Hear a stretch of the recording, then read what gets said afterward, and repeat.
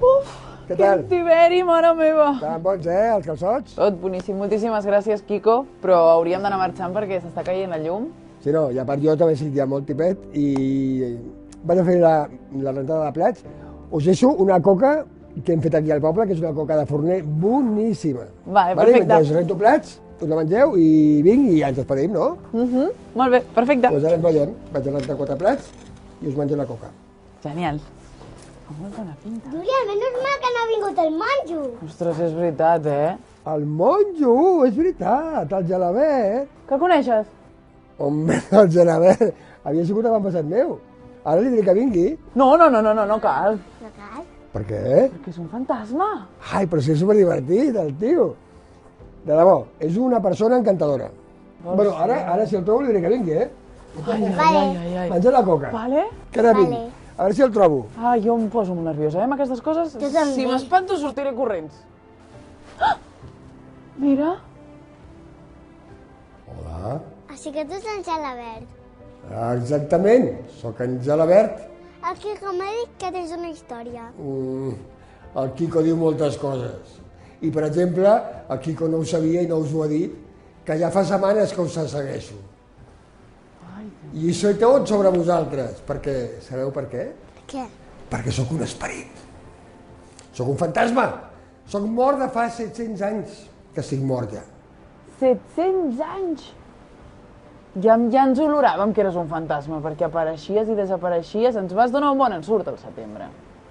Bueno, jo no volia fer-vos patir, però és que de vegades m'avorreixo tantíssim que quan ve algú, un petit ensurt, de vegades...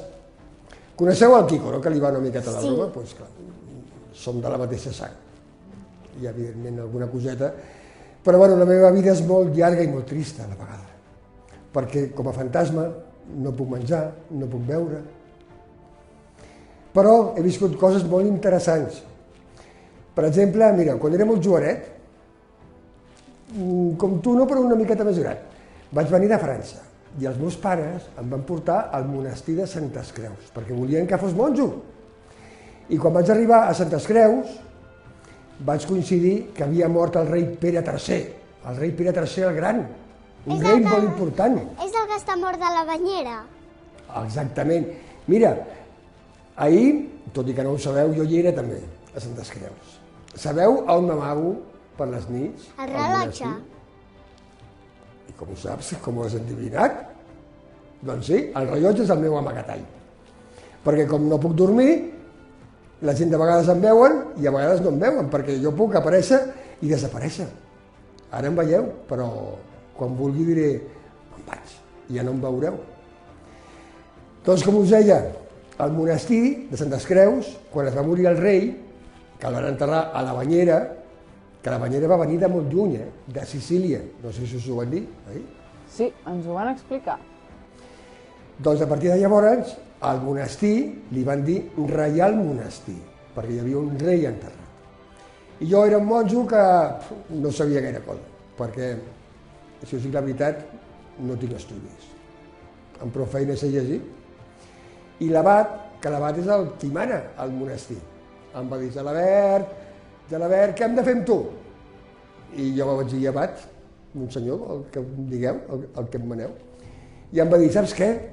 Tu seràs l'encarregat de tenir la tomba del rei sempre neta. Jo vaig pensar, home, m'agrada perquè el rei, jo me l'estimava molt al rei, era molt bona persona. I què puc fer millor per ell que tenir la seva tomba sempre neta?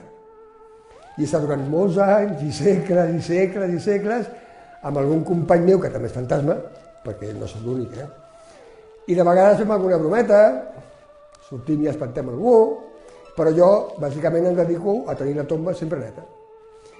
Però sabeu què passa? Que fa, clar, 700 anys sembla que sigui no res, però fa uns anyets que ve molta gent a visitar el monestir. I la gent és molt bruta, I llavors què passa? Que, clar, la meva feina es multiplica per 50.000, perquè tinc que treure més de pols, tinc que treure llaunes al terra, i, bueno, i estic ja molt cansat. I llavors, un dia vaig decidir, ja porto tants anys amb el rei Pere, que potser és hora que me'n vagi. I un dia em vaig enfadar, i dic, me'n vaig. I amb el meu company fantasma, que encara hi viu, a Santes Creus, el germà Huc, li vaig dir, Huc, me'n vaig a la muntanya. I aquesta muntanya m'agrada perquè és un lloc que té quelcom d'especial, quelcom de màgic. I com aquí tenim també les arrels d'uns parents, perquè el Quico ja us he dit que és un parent nostre, doncs vaig decidir afincar-me per aquí. I com el Quico es dedica a portar gent, doncs jo, per no avorrir-me, m'invento històries i surto a espantar la gent a vegades, a fer algun ensurt, apareixo, desapareixo, volo, em transformo en un ratpenat, 1000 coses. I això vol dir que si ens quedem aquí quan sigui de nit ens espantaràs? A veure, a mi ja em caieu bé ara. Ja no sabria què fer-vos bé. Però bueno, potser algun... Igual faré moure algun platet, o us apagaré la llum, o us canviaré el canal de la tele. Mira, això estaria bé. No. I sabeu algun nou que he après? Què? A fer desaparèixer la wifi. Ah, ara entenc moltes coses. Clar, per això no van els telèfons. Jo no vull ensurts, Toquem el 2, ens acomiadem ràpid en Quico i marxem. Però bueno, també puc ser dolent, O sigui que no em feu enfadar, I això que ara acabeu de dir no m'ha agradat gens, pas ni mica, Desapareixeré, temporalment. Marxem d'aquí, per favor, quin ensurt. Ràpid. Ràpid. Corre, la roda. Roda, corre, que ens espantaran aquí.